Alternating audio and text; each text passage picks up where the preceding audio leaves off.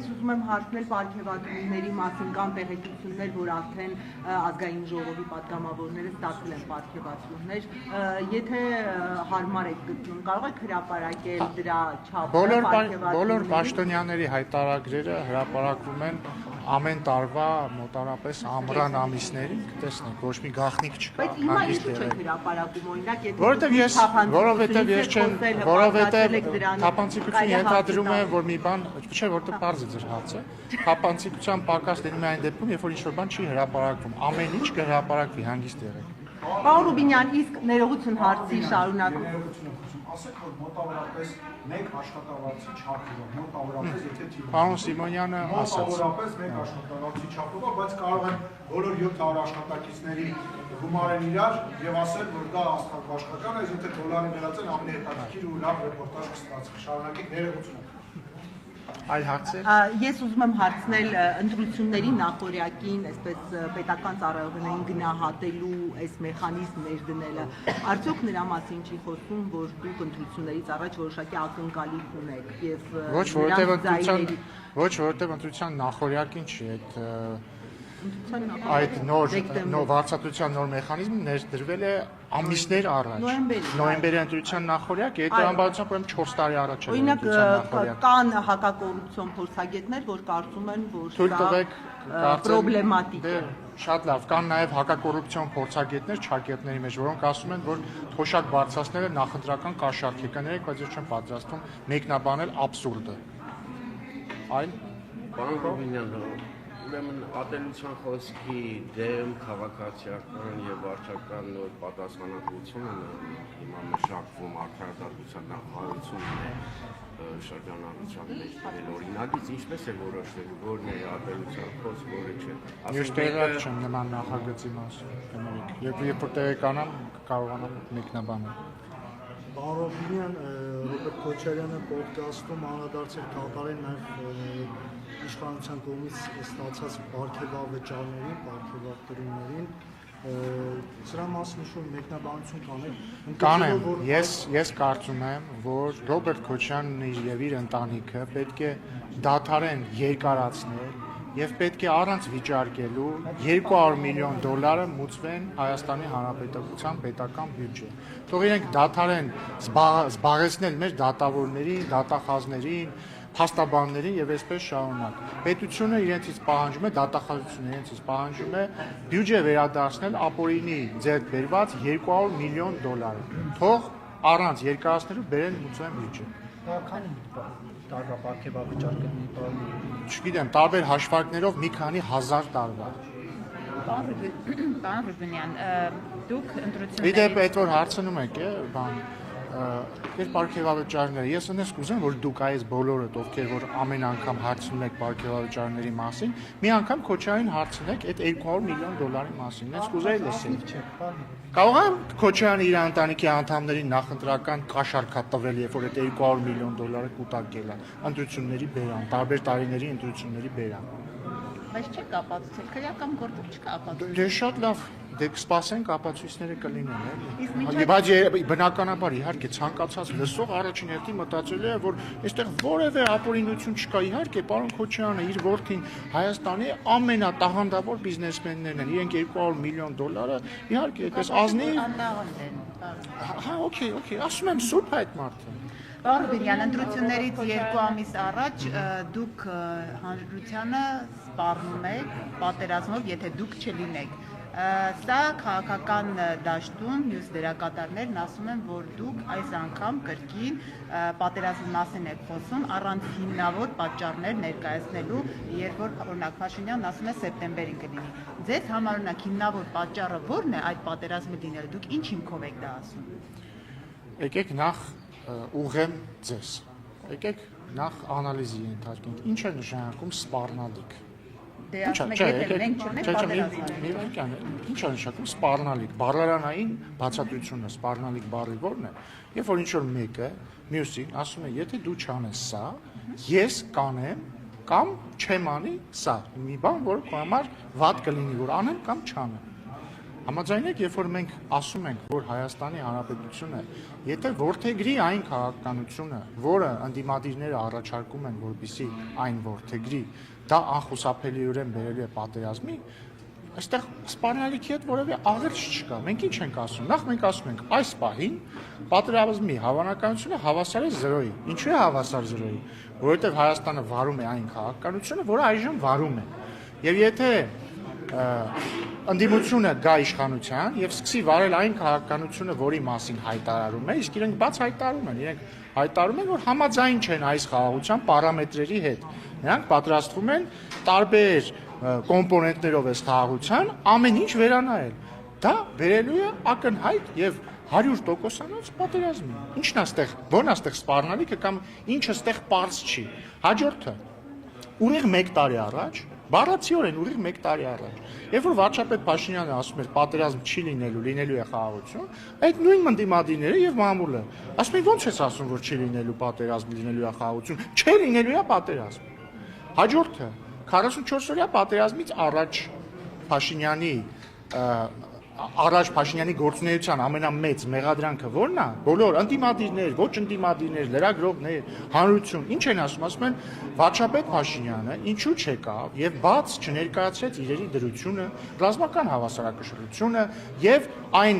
ուղղությունը, որով գնում է մեր երկիրը եւ պատերազմի ռիսկը։ Հիմա այդ նույն ասողները ասում են ինչի է Փաշինյանը բացատրում, որ եթե Հայաստանը որդեգրի ընդդիմության առաջարկած քաղաքականությունը, դա բերելու է պատերազմի։ Հետևաբար խոսքը բացարձակապես ոչ շանտաժի, ոչ սպառնալիքի մասին չէ, խոսքը հետևյալի մասին է։ Հունիսի 7-ին մեր քաղաքացիները ունենալու են ընտրություն։ Ընտրություն ոչ միայն կուսակցությունների միջև, այլ այն քաղաքականությունների միջև, որ առաջարկում են ուժերը։ Քաղաքացիական պայմանագիրը առաջարկում է պահել այս խաղաղությունը, ոչ թե նոր բան անել, այլ հակառակը նոր բան չանել, պահել այս խաղաղությունը։ Իշխանություն, ընդդիմությունը, Քոչյանի ուժը, ռուսաստանցի օլիգարխի ուժը, բելարուսամետ օլիգարխի ուժը, իրենք առաջարկում են վերանայել այս խաղաղությունը։ Եվ ես ամենայն պատասխանատվությամբ ասում եմ, որ եթե իրենք գան իշխանության, եւ եթե անեն այն, ինչ խոստանում են անել, այն է վերանայել, ռևիզիայի ենթարկել այս խաղաղությունը իր բոլոր կոմպոնենտներով։ Խաղաղության պայմանագիրը, Վաշինգտոնյան հռչակագիրը, Թրիպի մասին համաձայնությունը, Սահմանազատման կանոնակարգը եւ այլն, շարունակել Ղարաբաղյան հակամարտությունը եւ այսպես շարունակ։ Դա բերելու է պատերազմի։ Եթե վերանայեն, որտեղ ակնհայտ է դա։ Եթե հիմա ինչի կա խաղաղություն, գիտեք։ Ինչի կա օրինակ հիմա խաղաղություն։ Ինչի։ Ընդդիմադիրները ասում են, որ դուք զիջումներ եք անում։ Չէ, ինչ զիջում։ Հիմա ասում եմ, ասենք վերջին 2 տարվա մեջ մեր սահմաններին կա 0 զոհ հակառակորդի կրակոցից։ Օգոստոսի 8-ի հռչակագրից հետո չի լսվել որևէ կրակոց որևէ սահմանամերձ բնակավայրում։ Օգոստոսի 8-ից հետո մեր երկաթգծերը մասնակիորեն ապաշրջափակվել են Ադրբեջանի տարածքով երկաթգծով բան ենք ստացել, ցորեն ենք ստացել։ Հիմա հարց. ինչի է հնարավոր դարձել այս ամենը, որովհետև Հայաստանն ու Ադրբեջանը Վաշինգտոնում ստորագրել են հռչակագիր խաղաղության մասին։ Հիմա մի վարքան հռչակագիր խաղաղության մասին։ Հիմա եթե մենք ասելով նկատի ունենք Հայաստանը, եթե Հայաստանը հավատարիմ է մնում խաղաղության հռչակագրին եւ խաղաղության ճարտարապետությանը, բայց որևէ ընդդիմադիր Պավլովինյան ասել է, որ պիտի վերանայի այո, հրաժարվի դրանից, որ մեկը, որովհետեւ երբ որ Ռոբերտ Քոչյանը ասում է, որ երբ որ Հայաստանը պարփակվում է իր 29743 կիլոմետր քառակուսու մեջ, դա վատ է, որովհետեւ մեզ ոչ ոք որպես գործոն չի ընդունել, դա նշանակում է ուղիղ վիճարկել Հայաստանի եւ Ադրբեջանի միջև միմյանց տարածքային ամբողջականությունը ճանաչելու միջև վերաբերել պայմանավորվածություն կամ ներողություն, ինչ ուղղություն, որ ուղղությունը ուզում լինի,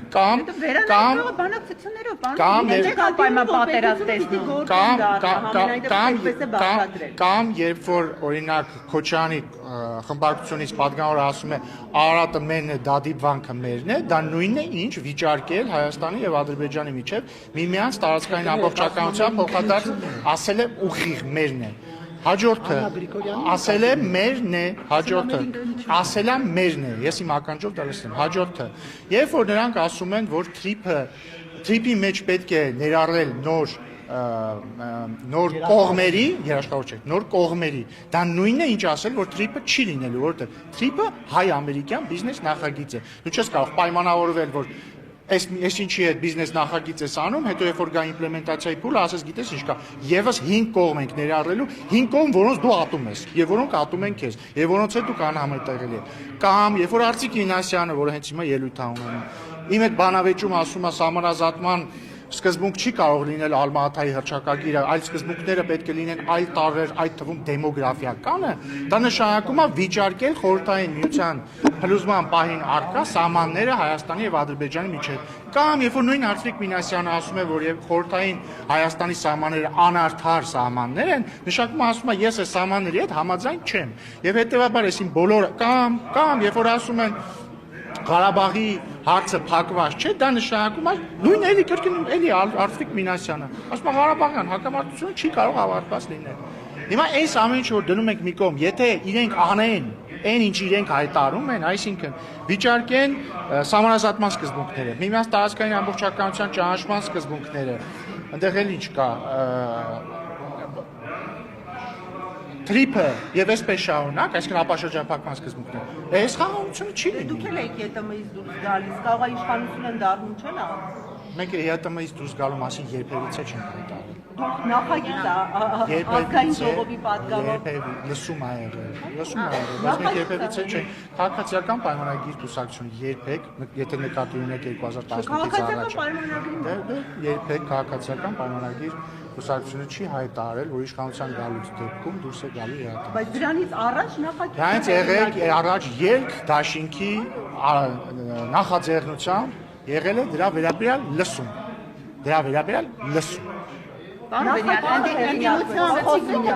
Նախագիծ ինչ ԵԱՏՄ-ից դուրս գալու մասին։ Ոչ, ելքն էր բերել Նիկոլ Փաշինյանը։ Իրար հետ կստուգենք։ Նիկոլ Փաշինյանը Իրար հետ կստուգենք։ Լեռնադել Մարուկյանի հետ կրճում էին, թե ով պետք է ներկայացնի այդ նախագիծը։ Վերադառնալով պարոն Կստուգենք։ Ես խոստանում եմ, այս Փաստում արած հայտարարություններին ում ներողություն։ Ռոբերտ Քոչարյանը շատ կարևոր մի դետալ բաց թողեցիք։ Նա ասում է, որ ձեր վերածի խաղաղությունը առանց երաշխավորների խաղաղությունն է եւ որ իրենք կան իշխանության, մենք երաշխավորի ինստիտուտներ ներմուծելու, որը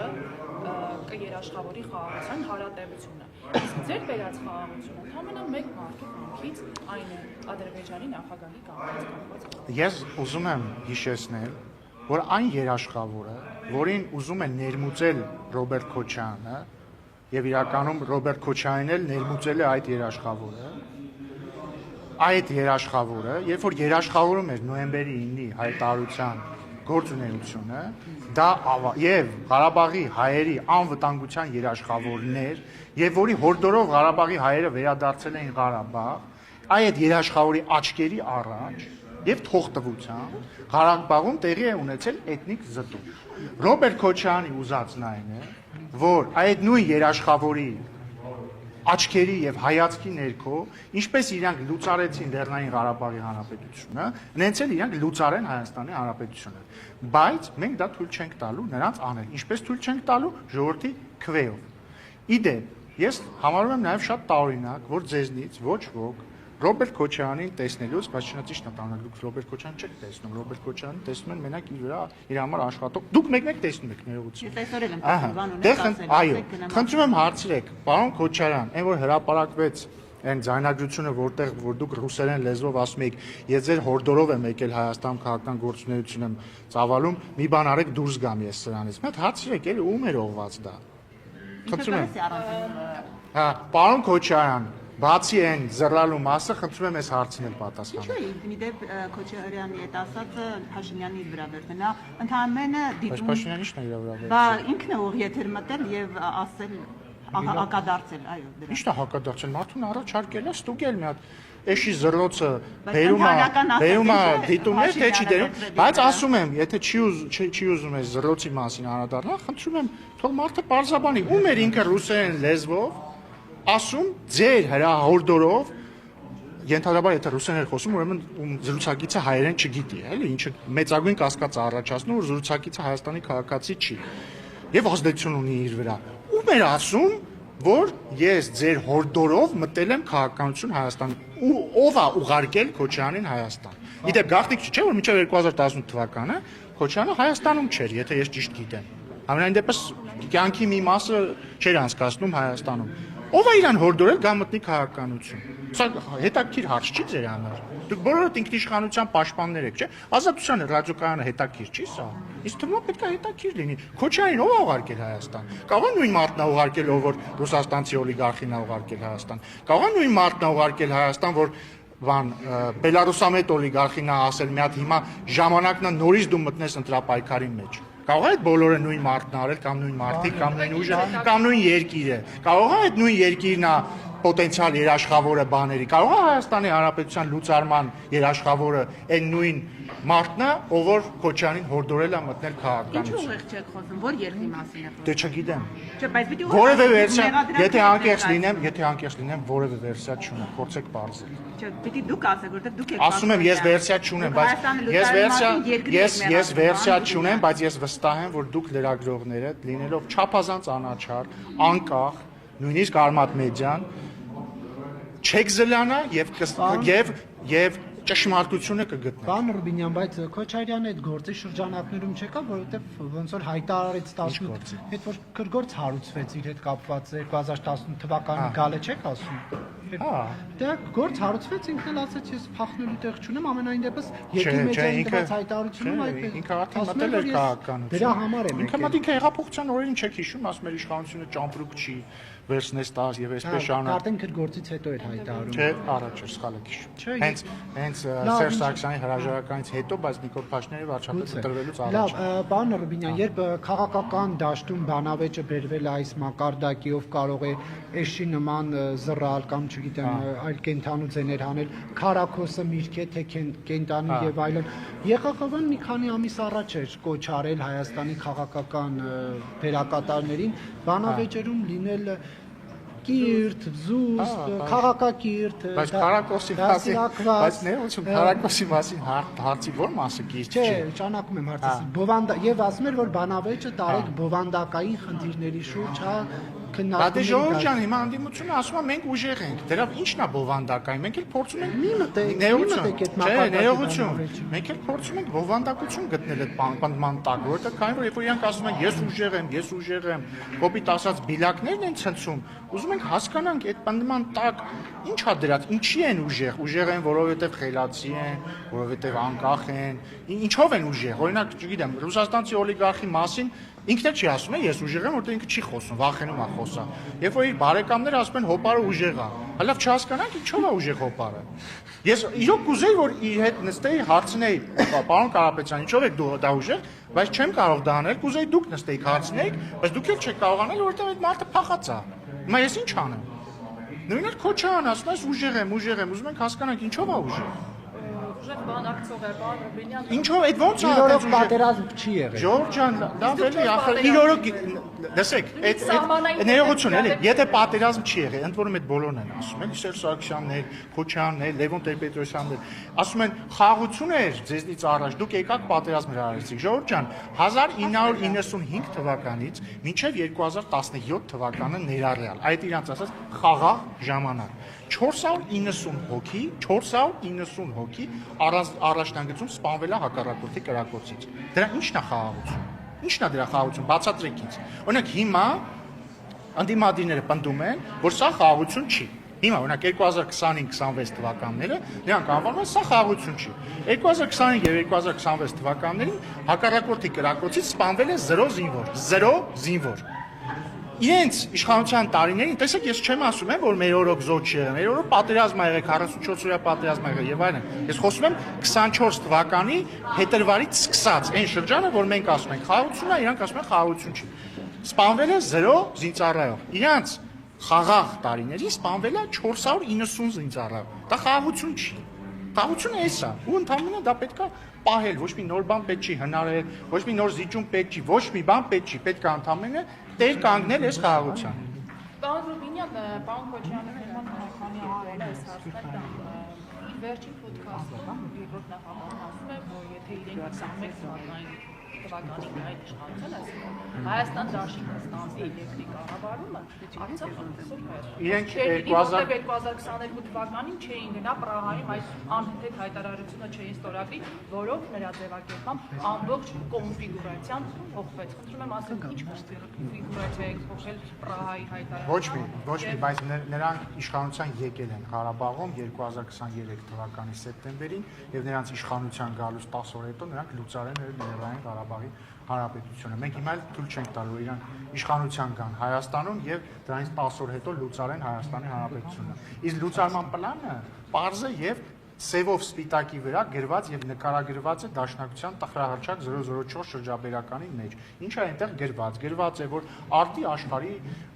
ուղիղ չեմ ցիտում, բայց միտքը հետեւյալն է։ Արդի աշխարհի մարտահրավերների պայմաններում մեկ-մեկ անհրաժեշտ է լինում իջեցնել ինքնիշխանության մակարդակը հանուն ազգային շահերի։ Այնտեղ ուղիղ գրված է, որ Ռուսաստանը կարող է որոշել Լեռնային Ղարաբաղը ուղիղ ենթարկեցնել իրեն եւ պետք է ամեն ինչ անել, որպեսզի հավանական միության կազմավորման դեպքում Հայաստանի ու Լեռնային Ղարաբաղի ճակատագիրը որոշվի որպես մեկ ամբողջություն, նկատի ունեն, որ Հայաստանն էլ ենթարկեցվի այլ ուժի։ Եվ այս պլանը ուղիղ գծած է եւ իրանք ինչ արել են 2023-ին Ղարաբաղում, իրանք ուզում են անել Հայաստանում։ Դա հետեւյալն է. գալ իշխանության, վիճարկել խաղաղությունը, ստանալ պատերազմ եւ հարձակում ու այնպես անել, որպեսզի երաշխավորը գա, իրանք հանձնվեն երաշխավորին, Հայաստանի Հանրապետությունը փագեն, մտցնեն այլ պետության կազմ։ Ժողովուրդը դա թույլ չի տալու եւ ես վստահ եմ, որ հունիսի 7-ին ճիշտ ընտրություն է կատարելու։ Իսկ հավատում եք, պարոն Ռուբինյան, որ Ռոբերտ Քոչյանը կարող է կյանքի կոչել իր իդեալներից մեկը, օրինակ, Ղարաբաղցիների վերադարձը Ղարաբաղ եւ ինչ կարգավիճակում ձեր դիտարկմամբ պետք է տեղի ունենա։ Սա նախընտրական բլեֆ է, թե իսկ Բայց Ռոբերտ Քոչյանը նույնիսկ ինքը չի հավատում, բայց այստեղ միտքը դա չի։ Բայց դե բա երբ որ ասում եմ նրանք վիճարկում են խաղաղություն, նաեւ սա նկատի ունեն։ Մենք ինչ ենք ասում ենք Ժողովուրդ ջան, վերջապես հասել ենք մի հանգրվանի, երբ որ կարող ենք հակամարտությունը համարել փակված։ Այսքան զոհերից հետո, պատերազմի վախից, չգիտեմ, բախումներից հետո մենք հակամարտության փուլը կարող ենք համարել փակված։ Իրանք ասում են, չէ,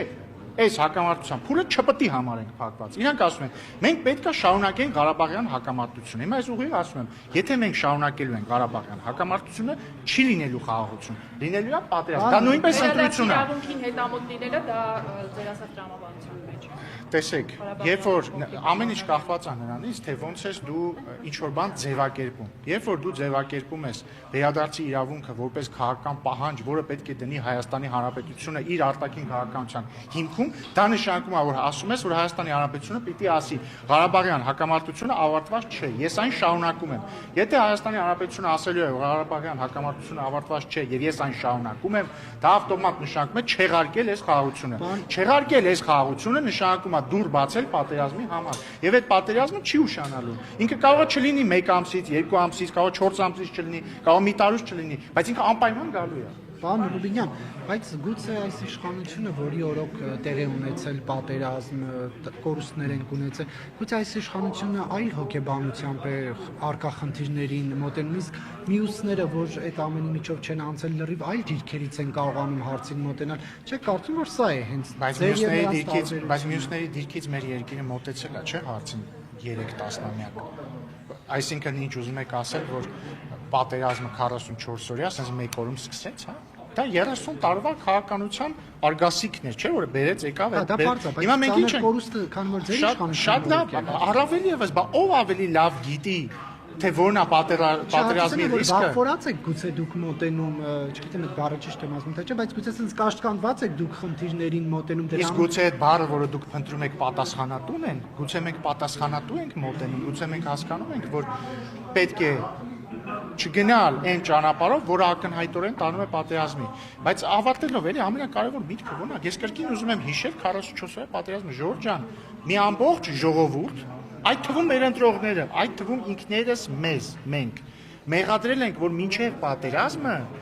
չենք խոսել մարդկանց, նախ ինքներս չենք գիտակցել դա, դրանից հետո չենք խոսել մարդկանց հետ, չենք բացատրել պատերազմի ռիսկը, հավանականությունը, ուժերի հարաբերակցությունը, թեկուզ դառը ճշմարտությունը չենք ասել։ Այս սրանից հետո, երբ որ վերջապես մենք ասել ենք խաղաղության, ու երբ որ մենք զգուշացնում ենք, որ այս խաղաղության ուղուց շեղվելը տանում է դեպի պատերազմ, ասում են ինչ եք շանտաժանում։ Շանտաժ չենք անում, Ժողովուրդ ջան։ Բոլորդ ասում եմ ձեզ ամենայն պատասխանությամբ, բոլորդ ազատ եք ընտրել ընդդիմությանը։ Ուղղակի խնդրում եմ գիտակցել, որ եթե ընդդիմությունը գա իշխանության, եթե ընդդիմության սիրած Գյումրի երկու սցենարը իրականանա, մենք ստանալու ենք պատերազմ։ Դե դե վախեցնում եք ազարագություն։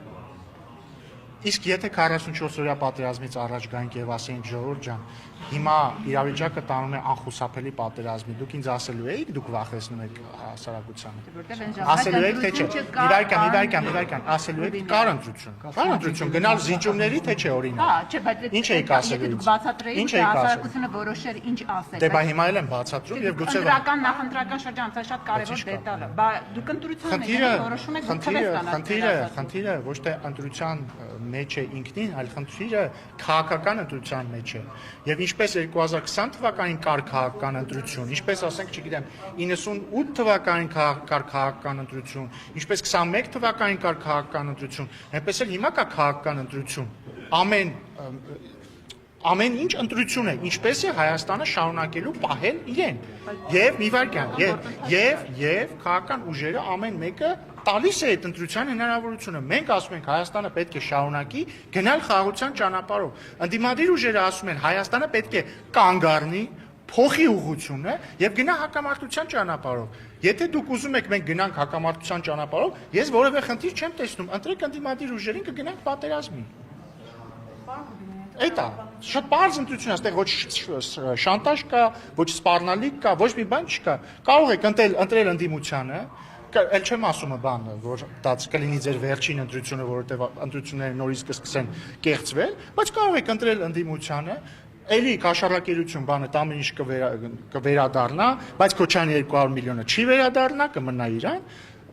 բայց մտածում եմ եւի դուք այդքան դեմ չեք դրան, բայց վերադառնա։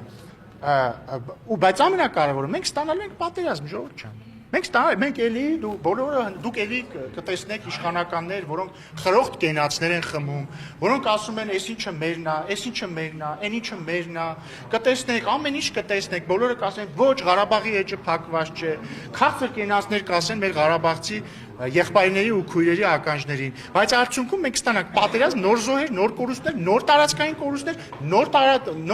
պահանջատիրություն եւ այսպես շարունակ, բայց դաշնակցության գործերը օրինակ շատ լավ կգնան, որովհետեւ հայդատի թեմաները կշատանան, Հայաստանի տարածքները կփոքրանան, հայդատի թեմաները կշատանան, զոհերը կշատանան, բայց լացուկոցներ կշատանան, լացուկոցով sense խրոխտ ռիլերը կշատանան, sense կլացենք, ասեն մեր զոհերը, բայց չեն խոստովանի, որ իրանց քաղաքականության արդյունքում դա եղավ։ Ոչ թե մարդիկ խոստովանեն, որ իրանց ընտրեցին, դրա համար տենց եղավ։ Դրա համար, քանի դեռ մենք ունենք ընտրություն, պետք է կատարել ճիշտ ընտրություն։ Սա ոչ շանտաժ է, ոչ սպառնալիք է, ոչ մի բան է, սա պարզ քաղաքական ընտրության ձևակերպում է, եւ այդ ընտրությունը լինելու է հունիսի 7-ին։ Իսկ այդ ուժերը ինչի ընտրական process-ներից դուրս չեն դրվում, պարոն Ռուբինյան, եթե ձեր դրամաբանության գալու են ու պատերազմում են։ Որովհետև Հայաստան ժողովրդավարական երկիր է եւ որովհետև ամեն ինչ ընտրություն է։ Մենք հո բան չենք, մենք հո Ստալին էլ չէ, մենք հո Ռոբերտ Քոչարյանը չենք, որ գանք եւ մարդկանց ընտրությունը սահմանափակենք։ Բա եթե գիտեք ստեղից ընդերից ուղարկված։ Ժողովուրդ ջան, մենք ցանկացած բան իրականում աշխարհի բռնատիրությունների մեծ մասում բռնատերերը հո միանգամից բռնատեր չեն դառնում, բռնապետ չեն դառնում։ Իրանք սկզբից համոզում են իրանց, որ իրանք ակնհայտ ճշմարտությունն է, հետո համոզում են իրանց ինչ որ կետում, որ օրինակ ինչ որ ակնհայտ լավ բանի համար պետք չէ խտրականություն դնել միջոցների մեջ, հետո չեն դնում մի հատ, երկու հատ, 3 հատ, 4 հատ, 5 հատ, հետո համոզում են, որ իրանք ամենաճիշտն են, բոլոր մյուսները դավաճան են ու բռնում, ոչ, մեր ուղիքը նկարագրե, եթե այդ ամեն ինչը ավարտվեր, օրինակ Պապլավոկի զուգահանում մարդ սպանելով կամ չգիտեմ, ընտրություն կեղծելով, $200 միլիոն դիզելով, այդ դեպքում բան կլներ։ Արձանագրենք, որ ձեր պատված ոչ մի բանը մի վարքան, էլի։ Կա դատական վճիռ Պապլավոկի զուգահանում դաշնակցական սպանելու վերաբերյալ։ Քոչարյանի անվտանգության աշխատակիցը դատապարտվել է, չնայած համարյա չի նստել, բայց դատական վճիռ կա։ Ինչ էի ասում, հա, բռնապետությունը տենց է ձևավորում, երբ որ մարդ համարում է, որ ինքը լավ բանի համար, տենց խոսույթ էլ կա, չէ, որ բարի նպատակներով է կառուցված ճանապարհը դեպի դժոխք։ Եվ հետեւաբար ինչքան էլ մենք համոզված չլինենք եւ մենք համոզված ենք, որ այդ քաղաքական ուժերը բերելու են անարդարության եւ պատերազմի, ընտրությունը ժողովրդին է, մենք այս գլխից զգուշացնում եմ, մենք ընտրություն չենք կեղծելու, նայեք, մենք ընտրություն չենք կեղծելու, հույս չունենաս, խնդրում եմ, որ մենք կեղծելու ենք եւ Քոչարյանը չի գալու բանակում ծառայող կամ ուժային կառույցներում ծառայող իմ ազգուտակի ներկայացուցիչները չեն ասի, որ էլի մեզ կանգնեցին։ Իսկ երբ են ասել։ 21 թվականին։ Չի կա, բացառվում է այդպես բաներ։ Ինչ է, կանգնեցել ինչ են ասել են, որ կընտրեք գործող վարչապետին։ Ու հետո ինչ ա եղել, ինչի չեք ասում դրա մասին։ Որտեւ փաստեր չեմ ունեցել, որ ապացուցեմ։ Հիմա ունեք։ Հիմա էլ չունեմ, ուղղակի որ դատախազությանը սա ընդունել որպես հանցագործության մասին հաղորդում։ Բայց ես բացառում եմ նման, ու 21 թվականի ընտրությունները եղել են բացառիկ մաքուր ընտրություններ, որոնց արդյունքները չի վիճարկել ոչ ոք։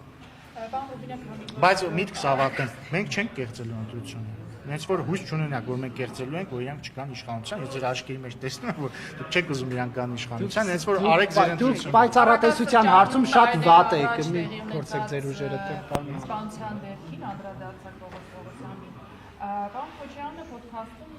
ինչ-որ անդրադարձել է մետրոյում տեղի ունեցած միջադեպին, կնոջ վրա Փաշինյանի հարձակմանը եւ նշել է, որ սա խոսում է մի բանի մասին, որ նա ունի նաեւ հայկական դաստիարակության կոդ։ Չեմ պատկերացնում ինչպես կարելի է խոսել երեխան փոխը կնոջ հետ խոսել նման տոնով։ Ինձ համար դա ապշելու երևույթ է եւ դա դրսեւորվեց երկրի առաջնորդի կողմից։ Այդ մարդը հայության հետ կապ չունի։ Հայերեն լավ է խոսում։ Նույնիսկ Քոչարյանն է շոկի ենթարկվել։ Դե նախ ես չգիտեմ, օրինակ հայկական դաստիարակության կոդի որ մասով է պայմանավորված, որ մեկը եթե քեզ ասում է պրիվետ ռոբ, քո թիկնապահը գնում իրան զուգանում ծեծելով սպանում է։ Ես հայկական ինձ ծնողները ինձ դաստիարակելիս չեն ասել, որ մեկը քեզ ասի պրիվետ ռուբ, թիկնապահիդ ասա թող գնա իրան զուգանում սպան։ Թիկնապահն է։ Ես թիկնապահ իհարկե չունեմ, բայց հիպոթետիկ նույնիսկ եթե ունենալ դժվար է։ Հաջորդը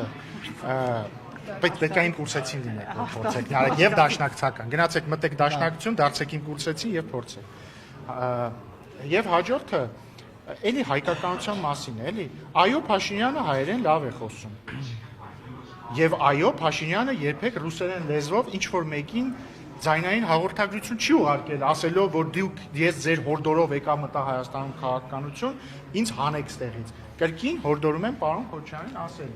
ով է իրեն հորդորել ռուսերեն լեզվով մտնել Հայաստանում քաղաքականություն եւ ում էր նախընտրում, որ իրեն հանել,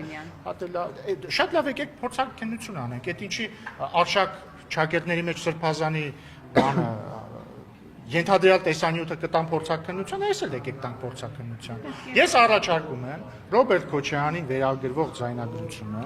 տալ անկախ փորձակնության, ընդդեմ այդ ձայնագրությունը հրապարակվել էր արհեստական բանականության, ChatGPT-ից առաջ, այնքան հեշտ չէր այն ժամանակ սարքել։ Տանք փորձակնության հասկանանք, եւ եթե պարզվի, որ այդ ձայնագրությունը ճիշտ է, հասկանանք ում է ասել։ Եվ եթե պարզվի, որ իրոք ասել է, ես կարծում եմ, որ հանրությունը դրան պետք է արձագանք ունենա։ Պաստորեն դուրս կգա, որ մենք գործ ունենք ոչ թե քաղաքական գործչի, ոչ թե նախկին նախագահի, այլ ինչ որ կուսակալի եւ ագենտի հետ։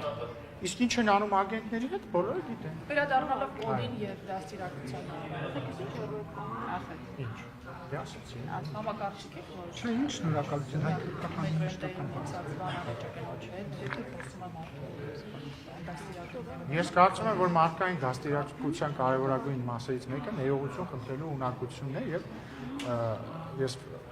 հպարտ եմ, որ վարչապետը այդ ներողությունը խնդրել է, բայց բացի դրանից, ելի վերադառնալով Պողոս Պողոսյանի սպանությանը, ոչ միայն Քոչարյանի թիկնապահը սպանել է իրեն պրիվետ ռոբ ասած դաշնակցականը, այլ նաև ինքը դրանից հետո ոչ միայն ներողություն չի խնդրել ընդհանրապես դրա համար։ Մի հատ հայտնի տեսանյութ կա, որտեղ ասում է, այդ մարդը եթե կենթանի լիներ, ես իրան երկու բան կասեի։ Այնպես որ դաստիարակության մասին ով ինչ խոսա։ Բոլոր թիմակիցները դուք շարունակ սկսում եք ճեպազրույցը, ավարտում եք ճեպազրույցը Ռոբերտ Քոչարյանը։ Դե բայց ինչ մեկը։ Թվում է թե շատ եք վախենում։ Դե Ժողովուրդ ջան, ախր եկեք ճիշտը խոսանք, էլի, նայեք։ Այս ձերը չի, բայց ձերը News AM, հասկացան, ձերը News AM-ն է։ Ստեղ, այս ինչ է, այս Armenia Today-ն է, այս չէ, Սերժականը։ H2-ը հիմա ստեղ չի, բայց նոր ստեղ էր։ Այսինքն ես ինչ մեղք ունեմ, որ այս լրատվամիջոցների մեծ մասը, մի մասը պատկանում է Քոչարյանի հետ կապ ունեցող ուժերի, բացատրում եմ ինչ ենք խոսում։ Հա, մի մասը Քոչարյանի հետ կապ ունեցող լրատվամիջոցներն եւ իր շրջանակներից ֆինանսավոր, մի մասը Սերժ Սարգսյանի, մի մասը ռուսաստանցի օլիգարխի, հենա նստած է, ռուսաստանցի օլիգարխի մերձավորների կողմից ֆինանսավորվող, մի հատ նայեք, Արմատ մեդիա, ռուսաստանցի օլիգարխի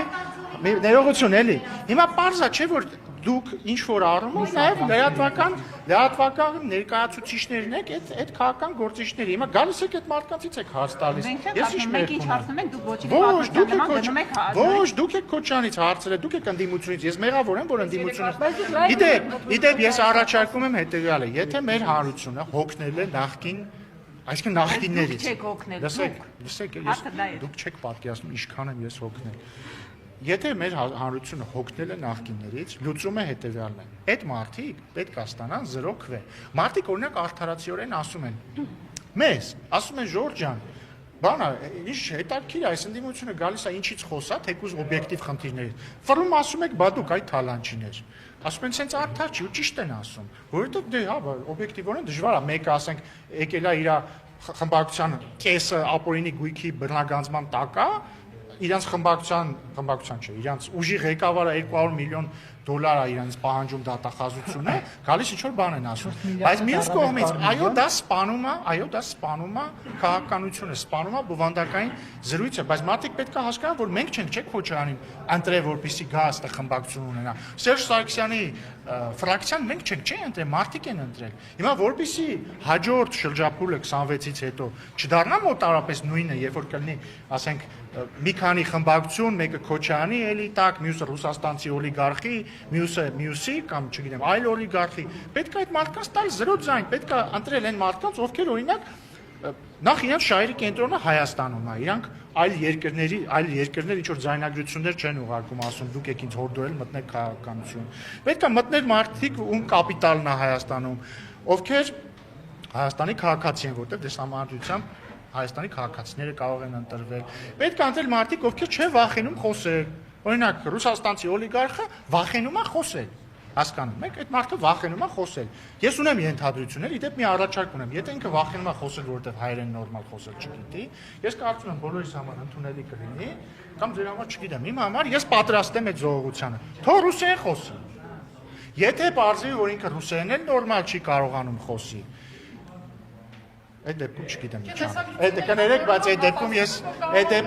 դեպքում ես լուծում չունեմ։ Բայց ամենայն դեպս թող խոսի։ Եվ հետևաբար լուծումը հետևյալն է. այդ ուժերը պետք է ստանան 0 քվե, որպեսզի մենք ունենանք նորմալ խորհրդարան։ Պարոն Ռուբինյան, հայ-թուրքական հարաբերություններից ինչ նորություն ունեք։ Նորության դեպքում ես կհայտնեմ այս բանը, նորություն չկա։ Չէ, չի կանգնեմ, բայց նոր ասելիք չունեմ, երբ որ 2 օր առաջ, թե 1 օր առաջ։ Քլաչի հետ։ Այո։ Շնորհակալություն, Լալո։ Պարոն Ռուբինյան,